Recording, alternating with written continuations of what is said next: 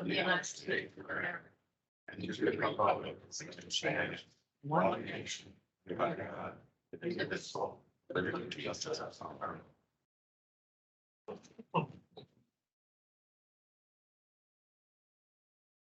Are there any disclosures of interest this morning? Item 1 under the land use director's report, I will step away from that. I will not participate.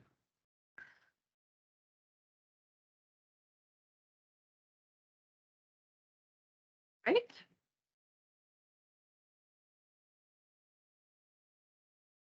Review and approve the previous board meeting minutes.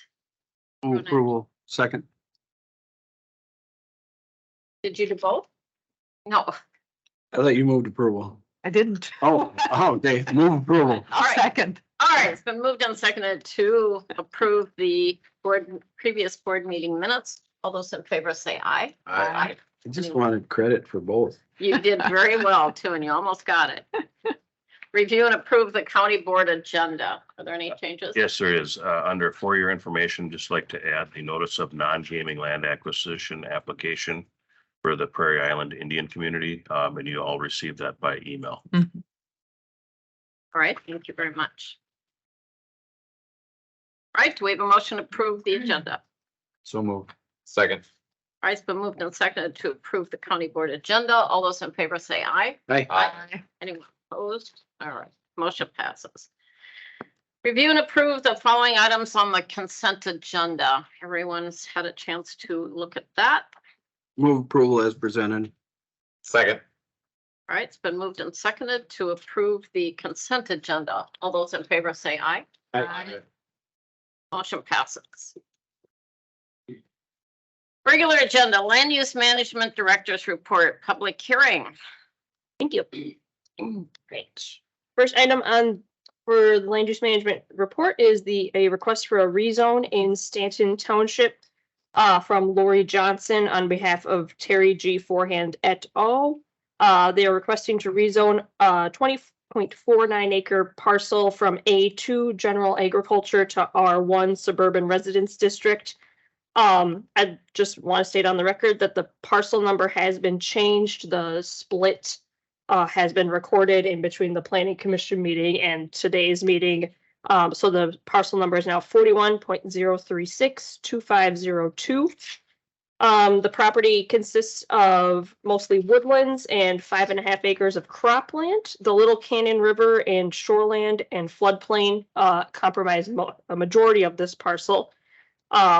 There are several parcels already zoned residential district within a half mile or less from this property. They would be proposing to use this property to establish one dwelling. The buildable area is quite restricted due to that shoreline and floodplain, as I mentioned. Accessibility would be from County 24 Boulevard. The County Public Works Director, Jess Greenwood, has indicated use of the existing field access will not be allowed due to the proximity of the driveway to the Bobby Underwood dwelling. And during the Planning Commission meeting, the applicants indicated that they would only be sharing the portion of the access with the Underwood driveway within the right-of-way, and then the driveways would split at the right-of-way line. The applicants or a future buyer will also need to work with the Soil and Water Conservation District to establish a driveway outside of wetlands or work on mitigating wetland impacts, and they are aware of this requirement as well. Stanton Township has also approved a density variance for section and quarter densities in their August 2023 meeting. Planning Commission held a public hearing on this request at their September meeting and has recommended the County Board of Commissioners adopt the staff report into the record, accept application, testimony, exhibits, and other evidence presented into the record, and approve the map amendment request to rezone 20.49 acres from A2 to R1. And this is a public hearing. All right, do we have a motion to open public hearing? So moved. Second. All right, it's been moved and seconded to open the public hearing. All those in favor say aye. Aye. All right, the public hearing is now open. Is there anyone that would like to speak on this behalf? Yes, sir. If you would come up to the microphone, please, And yes, state your name and address for us. My name is John Pernick. I live in section 25, which adjoins this section 36. I live on Oxford Mill Road, 32574. My name is John Pernick. Basically, I don't understand a lot of the zoning aspects of this thing, but I don't understand why for one house you need to have 20.5 acres zoned R1. There's all kinds of farmhouses all over the place that are on small parcels of land. And I am concerned with urban sprawl. It's happened in Farmington. If you go west of Farmington on Highway 50, you go like 1 mile, there's a whole bunch of condominiums. It used to be farmland. And how did that happen? It happened just like this. Kurt Lubke developed the area around Cannon Falls. This is 50 plus years ago. Oxford Hills, I think it is, another development up on 24 down towards the river. And I'm just concerned with urban sprawl. And this development in Farmington was like 2 miles from Farmington. It used to be prime farmland. Now this parcel isn't prime farmland, but it's some farmland. There's animals going along the river. And I'm concerned that Goodhue County doesn't have a comprehensive plan for some parks. This area along the river should be parkland and not just flood and development right along it. Just look ahead 50 years. What's going to happen to our country? The population is going down in our country and houses are going up. And it's all to make money. I don't know the Forehands. I don't know the Johnsons. I'm just concerned with development. So that's all I have to say. Thank you, sir. Yep. Anyone else like to speak? Yeah, Yes, sir. my name is Bob Underwood, and I own the property that adjoins the property that they're wanting to put a house on. I've lived there for 30 years, and I've watched that area below my house flood 5 or 6 times. In 99, the water reached all the way up into that field and stayed there for 3 weeks.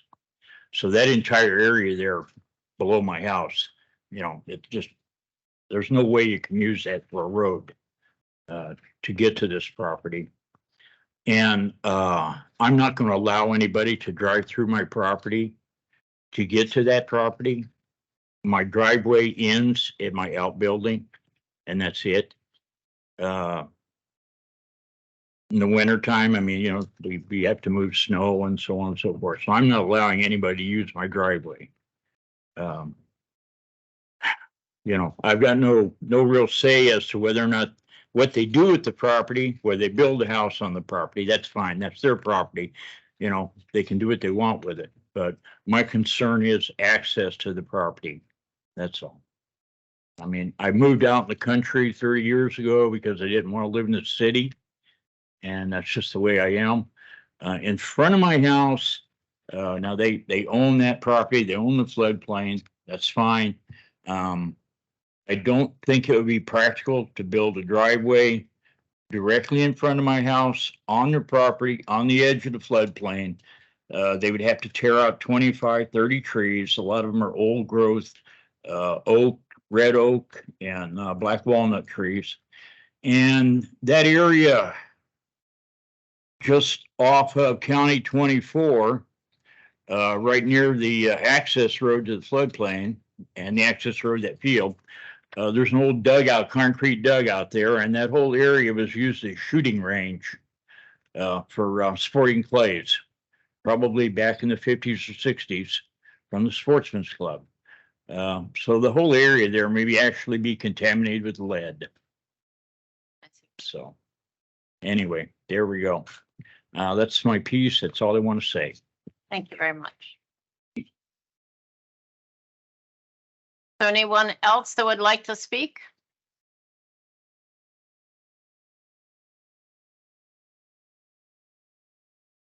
All right, call a second time. Anyone else who would like to speak on this issue? Third and final time. Anyone else want to speak on this issue? All right, do we have a motion to close? All public hearing. right, second. Second. All right, it's been moved and seconded to close public hearing. All those in favor say aye. Aye. Aye. All right, we are out of public hearing. Comments from the board? Questions? Sam, have you have looked at this regarding the floodplain as well? Yes, yep, myself and the Soil and Water Conservation District, Chad Hildebrandt was just out there yesterday looking at wetlands and everything like that. So yes, it is in the floodplain. The FEMA floodplain rules dictate that you can put a driveway to your personal property at least, and it needs to be at least 2 feet below the regulatory flood elevation. And they easily will meet that elevation requirement. So the driveway can be 2 feet below the floodplain. Right, yep, As that's opposed a to 2 feet FEMA above the rule. floodplain. Yep. Yeah, they're not planning to develop their house or anything in the floodplain. It would be in the field in the back corner of the property there. Which is above the floodplain. Correct. All right, I have a question. yes. Now, there's other R1s in that area. Yes, with several within 300 feet. And in R1, would it be possible in the future, as this gentleman is concerned about, that all of a sudden condominiums could go up? So Or is, subdivision? yeah, in this situation, the buildable area is really that 5.5 acres of that field. At R1 allows you to have one dwelling site on 1 acre. So if somebody wanted to split it up into 5 1-acre pieces, they could, but that would need to go through a platting process, which would come back through the planning commission, through this board, and through Stanton Township. The reason it is still at the 20 acres and needs to be rezoned at this size is Stanton Township requires you to have 20 acres or more to build a house. They did a variance. They did not rezone the property to residential. With the floodplain and the shoreland there, the accessibility for even more than just one house or condominiums or something, that I would find that very unlikely that would be something that staff would even recommend, or that the planning commission, the county board, or the Stanton Township board would be in favor of. All right. Any other comments, questions? All right, do we have a motion?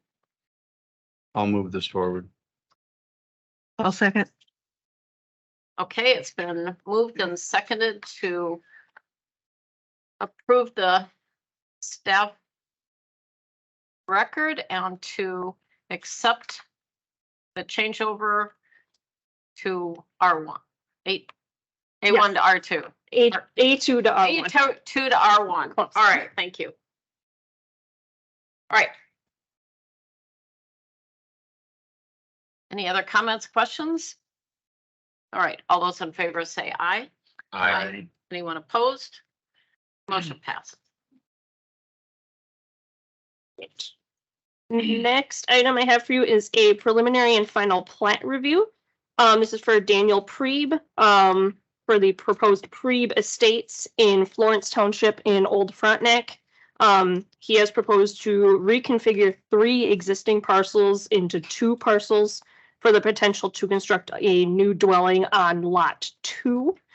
The Board of Adjustment did approve a variance to allow the creation of 2 parcels with under 1 acre of buildable area and to allow lot 2 to be buildable at their September meeting. Proposed property lines are configured for existing buildings to meet setbacks and give lot 2 access off of the existing driveway. The planning commission also heard this request at their September meeting and has recommended the county board adopt the staff report into the record, accept the application, testimony, exhibits, and other evidence presented into the record, and approve the request for the proposed for preliminary and final plat of the Preeb Estates plat comprising approximately 1.69 acres.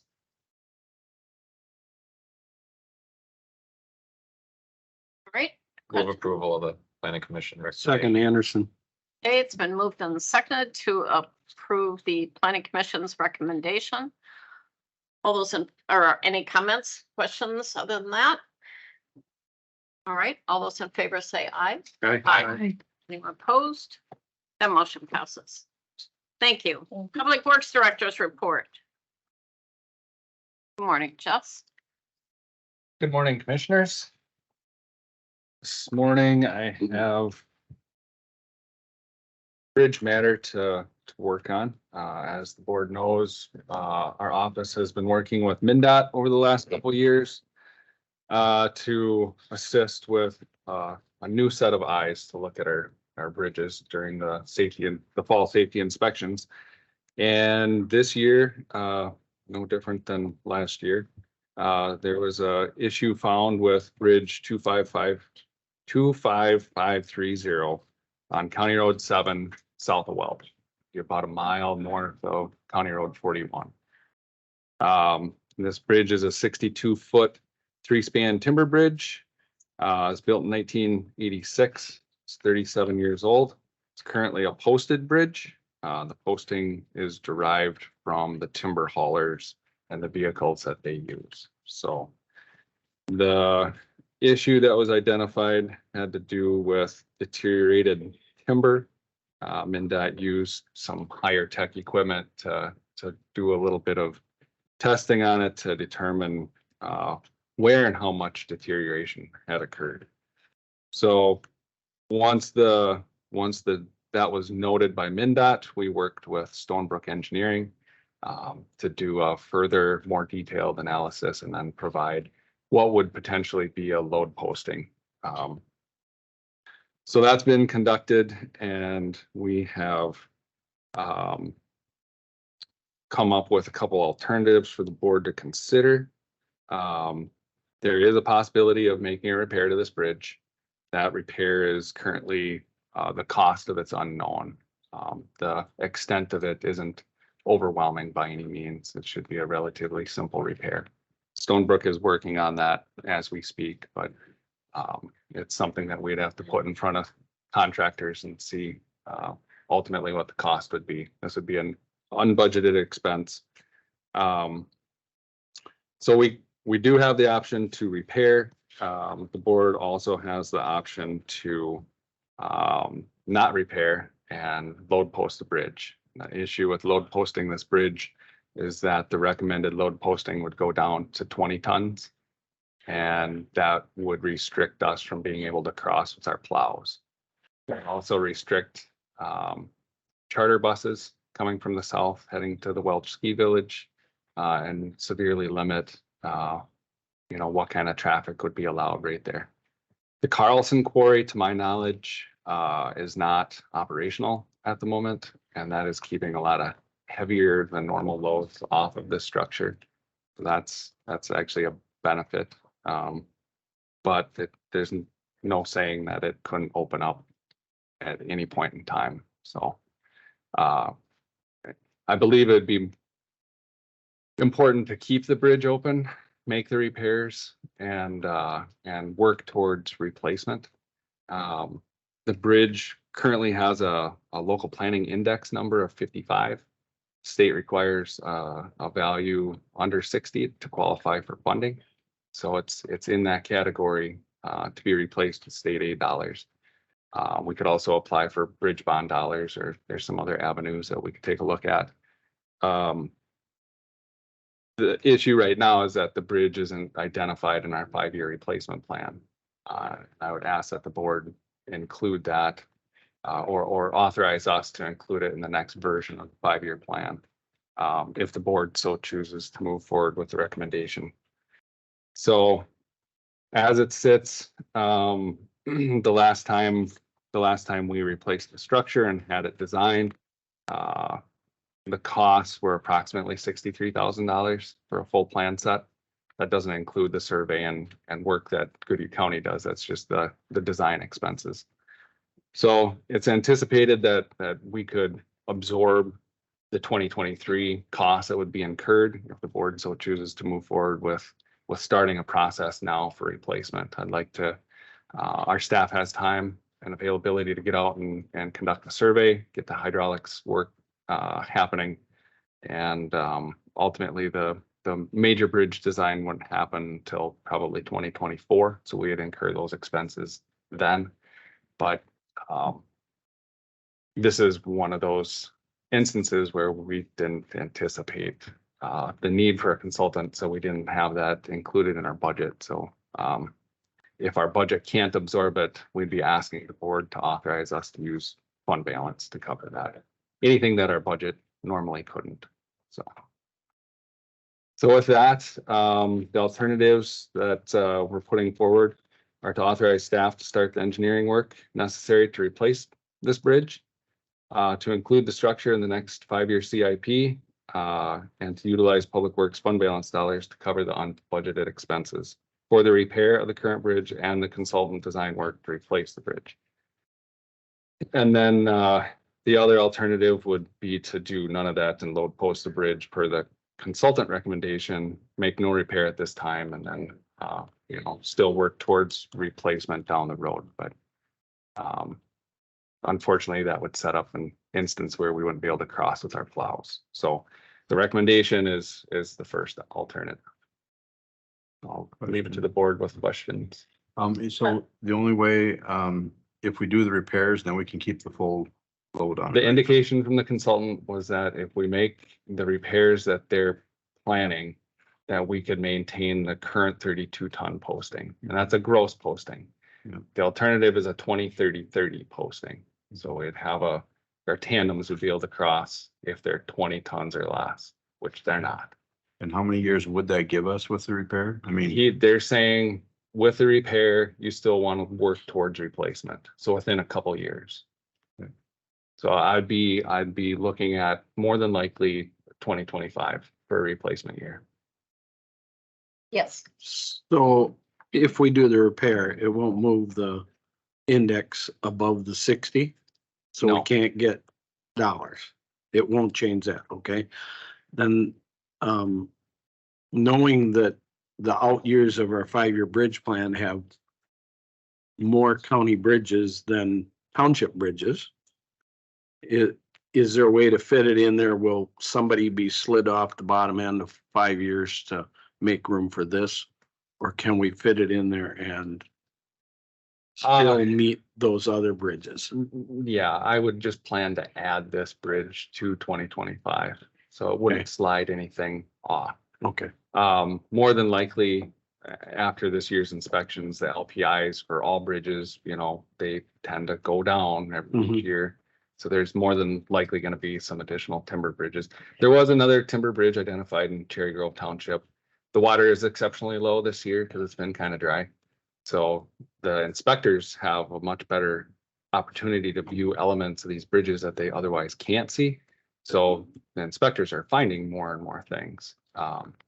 And so we've identified some other bridges that have some other issues, and I know that that's going to drive LPIs down, which is going to allow us to put them into the program. So, and I know we stopped at this bridge a couple of years ago on a road tour. And we're Yep. down underneath it. Yeah. Remember that? That's the timber bridge we're talking about. yes. Um, And we had we had done a pile repair to that Yeah, bridge in right. 2021. Yeah. I would move the recommendation from staff as presented. We have a second? I'll second. Okay, it's been moved and seconded to, Just one more question. yeah. So when you get this information from the engineers on how to repair this, and then do we have to go for bids, or it will be, We anticipate the cost to be under the $175,000 to go through a full bidding process. It'll be a quote process more than likely. okay, just so we So hear it'd be what a that comes back at. 2-week and where we- posting and we'd anticipate having this done before winter. Okay, excellent. Yes, Just a general question, and I'm not familiar with this bridge at all too about the height and depth and length or anything of it, but are you restricted or restricted at the county of, what is the length of this bridge? I think it was 60, Okay. 63 And feet, how- 62. What's the depth top to bottom? From the deck to the channel run, it would probably be about 8 to 10 feet, something like that. So the curiosity I would have overlooking all this other stuff is that knowing the cost it takes to put in a bridge, are we restricted to some extent by putting a cement culvert in? You said this is a dry run, a waterway, a dry run, there's nothing there. So this channel has been susceptible to aggradation, which means that material from upstream tends to fill this structure in. We've had to clean it out several times. Box culverts would make that ultra restrictive. We'd much prefer a clear span under there so we can get equipment to clean it out.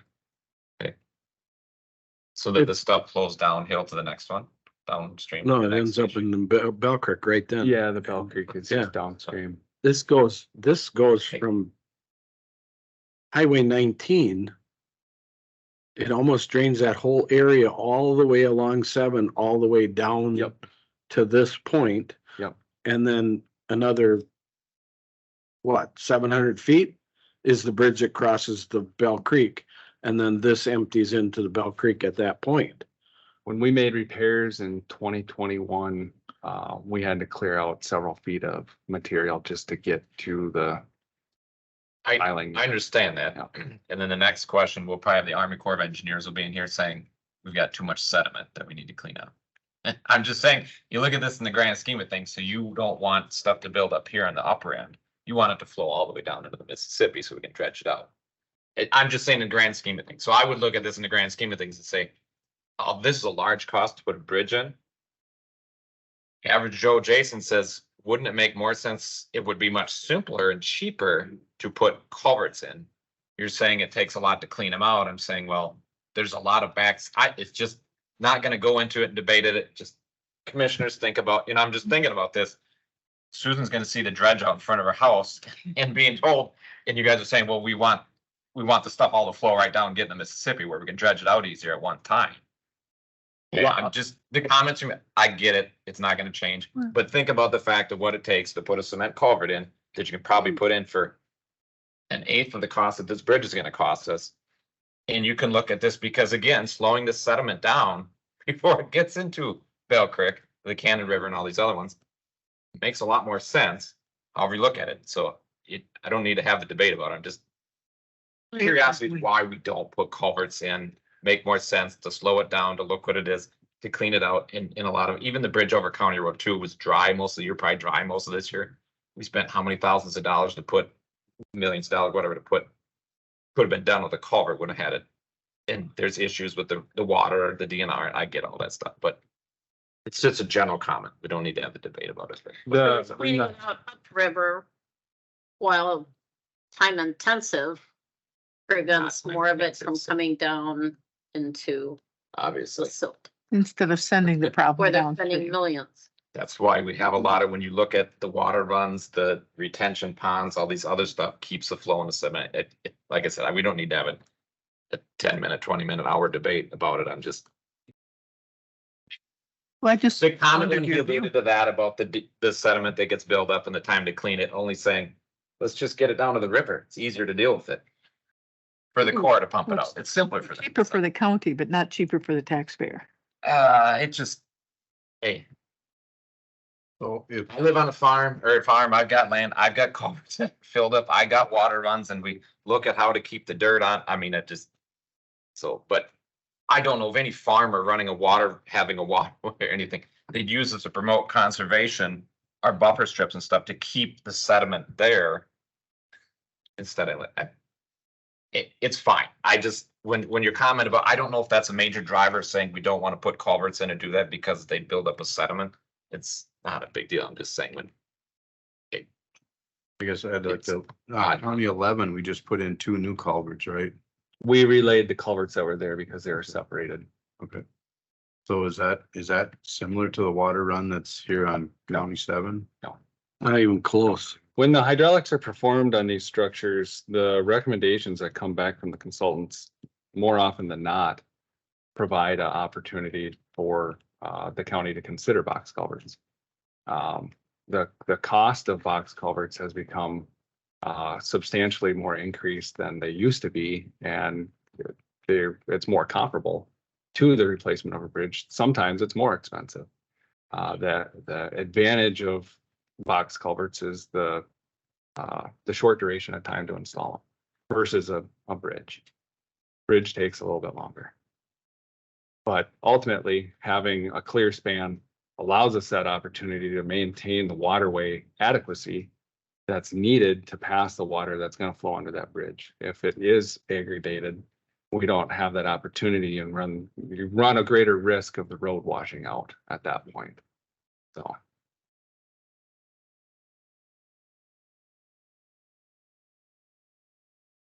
Do you want to comment on the sediment? You don't need to. No, I'm just asking. So, the way this structure is performing and the aggradation that's taking place, if anything, it's helping to prevent soil and aggregates from getting further downstream. It's depositing it at this point.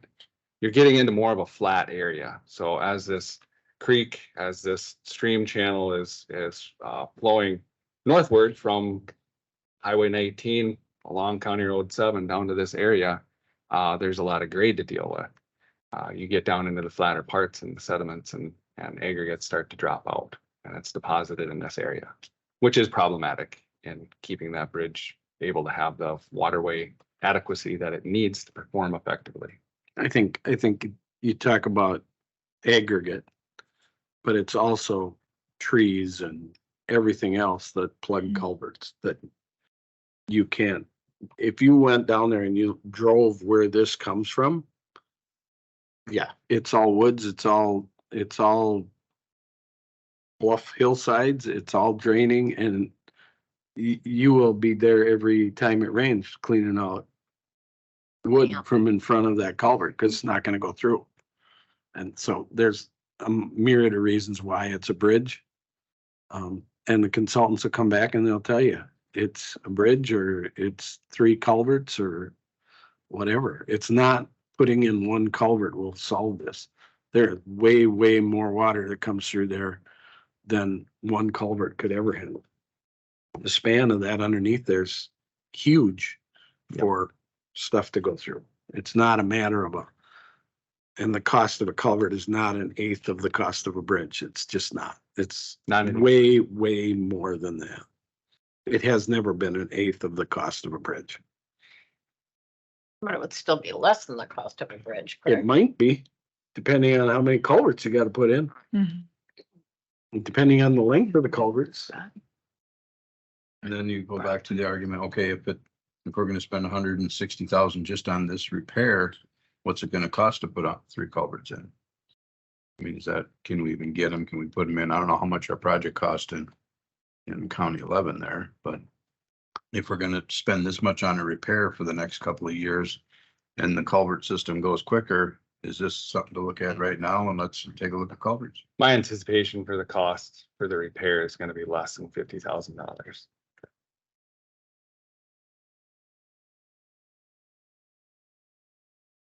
The challenges, if we don't make the repair, are that we can't cross a plow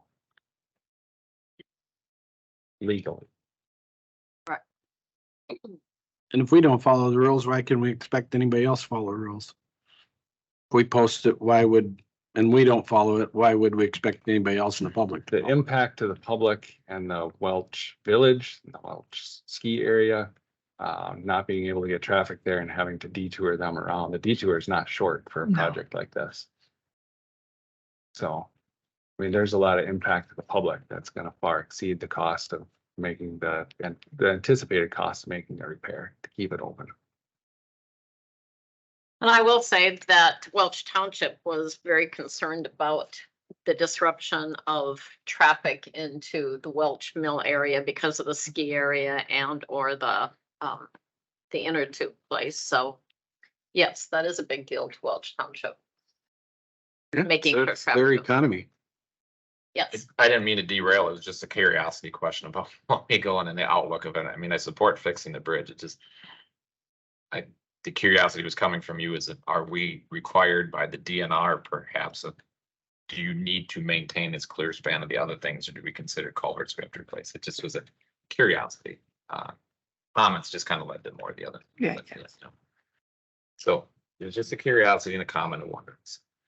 When I I support fixing the bridge. served on Roscoe Township, we could have put 2 box culverts in for 50,000 at the time, but instead we put up a $300,000 bridge. The difference is the state paid for the bridge and we as Roscoe Township would have to pay for the culverts. So it was definitely it was an option at that point, but when it came down to money, we chose to have the state put in the bridge in. We vote on this yet? well, I was gonna say, now it's been so long. We had a- Did we have a motion motion and in a a second. second? Yes. All right. Second. All right. All those in favor to recommend the board authorize staff to start the engineering work necessary, say aye. Aye. Anyone opposed? All right, thank you, Thank you. Jess. Minnesota Department of Natural Resources.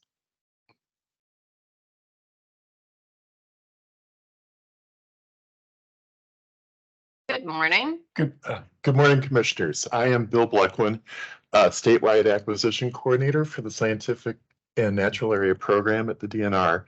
I have a presentation if someone could pull that up, or do I just, yeah, just hit the down arrow.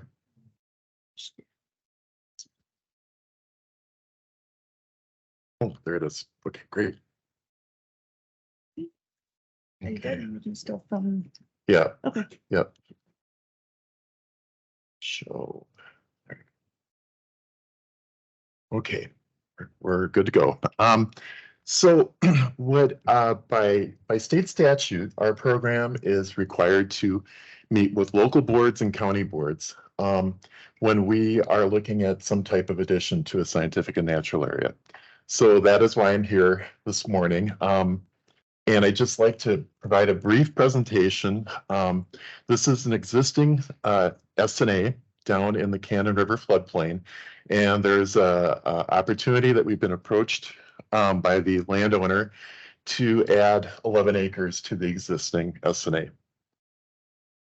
I'll briefly talk about its significance, what SNAs allow the public to do within them, and show you the site location and context, which is important, and then to talk about the revenue that the county will be seeing through payment in lieu of taxes.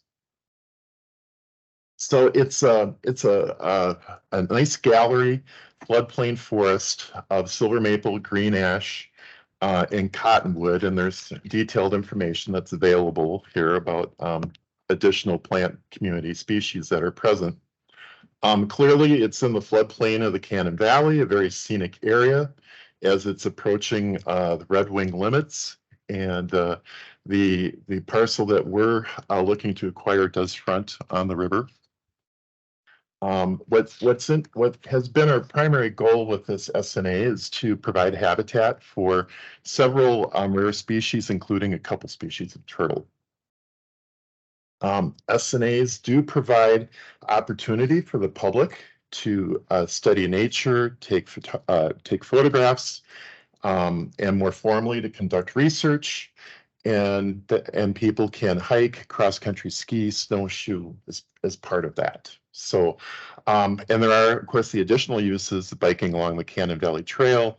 And with this SNA, dogs and hunting would be allowed because they are in the surrounding SNA. So of course, this acreage we would we would want to match current public uses And the landowner supports that too. So I'd just like to touch very briefly. Some of you may be familiar with the DNR, Strategic Land Asset Management. This is, as we work with counties and local jurisdictions, we realize that sometimes people want to understand that if land is being sold to the DNR, that we have a purpose and that it fits into a master plan and that it's been thoroughly vetted. Strategic Land Asset Management, or SLAM, is the process that we've set up to review each potential acquisition and make sure that this is meeting our goals. You can see the 4 goals there that we needed to have, well, at least 4 met, and I think this meets possibly 5. Certainly it's close to Red Wing and protects significant natural resources in terms, the DNR's perspective. It does provide habitat protection along the Cannon River, major water source, and it promotes landscape resiliency and carbon sequestration. And this also does enhance access, this particular parcel. You can see it here in its, you can see the information box just to the right of it. It's the, can I get there with the cursor? Anyway, it's the blank, the uncolored parcel with a light blue cyan outline, owned by the Nelson Family Farm LLC. As you can see by the brown tint around it, that is all state-owned land as part of either our existing SNA mostly. And so this is definitely, we would consider this an in-holding, and would just kind of complete that whole area and provide habitat continuity. So it's, as I think I mentioned, it's 11 acres that we're talking about. Can I? Yeah. Go back to that slide. So white, I think, is a road on the upper part. I believe so, yeah. And the road then that's on that kind of abuts that property. What road's that? I think that's the trail. Well, that's the trail, is that? Yeah. Okay. Yeah, yep. That's what I was trying to decipher, is exactly where. I mean, someone correct me, I bet that's. This is nodding, so. Yeah.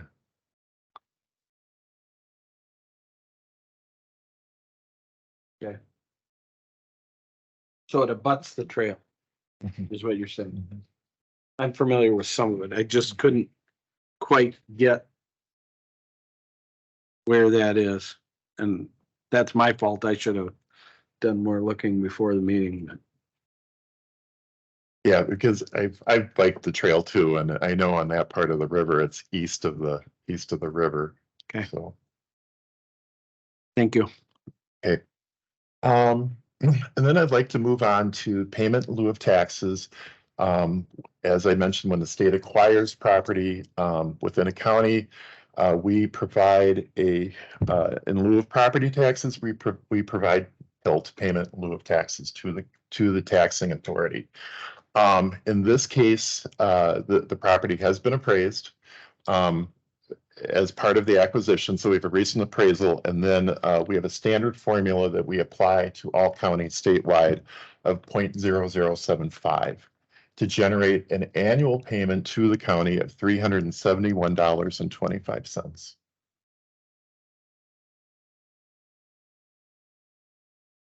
And with that, as I said, we've just to review what we've done. We met with the Mesa Township Board, and the landowner was present too, and I've got unanimous approval from the town board for this, because we know we like to come to county boards with hopefully some proof or statement of local approval. So pending approval from the county board, we have title. I just found out this morning, we do have our title work done. We would issue the second part of a purchase agreement, and that is called an election to purchase through our state process. So things would move fairly quickly since we do have the title work done. This would be probably the last part of our due diligence, would be getting county board approval. And then we would move to close on the property by calendar year end. So, I respectfully request of the county board a resolution of approval of this acquisition by the Scientific Natural Area Program to adding it to the Cannon River Turtle Preserve SNA. Just another Yes. question, either for staff or for Scott or for you. So the valuation that you're using is what you're paying for the property, Yes, and that under this instance will never change. The 371 will never change if the value of property goes up. Is this a? That's what I don't exactly understand Mhm. how PILT works, but if the value of those acres of land down there were to double, does that mean that you reevaluate and your PILT payment change? And I don't work extensively with PILT, but I do know that PILT payments are reviewed and adjusted in, our PILT coordinator reviews PILT payments on I'm going to guess 3 to 5 year basis. And I don't know the formal process for that, but I do know that there is adjustments. Your current rate is this 0.0075. That's correct. And my guess is, and I don't know that, but that our valuation is not going to change on that piece of property. And the only way it will ever increase is if the state changes the PILT payment. Is that Correct. the way that works? So the valuation, what we're agreeing to today is that this is the valuation going Unless the legislature changes the PILT. unless there's a major change. But that's how I understood it. I just want to clear that. And do you know how Hurdle. much we get out of taxing that property now? Or does anybody? We'd have to look it up. And then how is that land being currently used? How is it being used now? Yeah. Is it, it's bottomland. I don't even think it's being pastured. Yeah. It's floodplain forest and meadow. Understand. So it, Yeah. How would you guys actually be changing the use, or would it just be changing ownership? we wouldn't be changing the use or the land use. We would be leaving it as is. If there's invasive species management required, we might we might come in to do that, but we don't intend to change really as far as I know, the land use or the land cover, other than just being formally open for the public to use for nature study. Yep.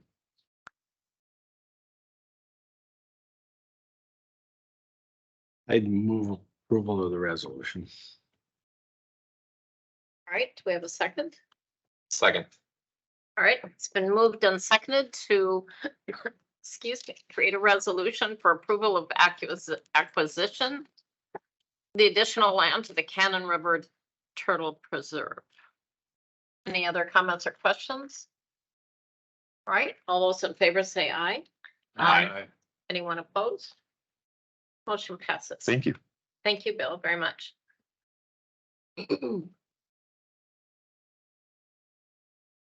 All right, we had two things under for your information that we've had an opportunity to look over, new or old business.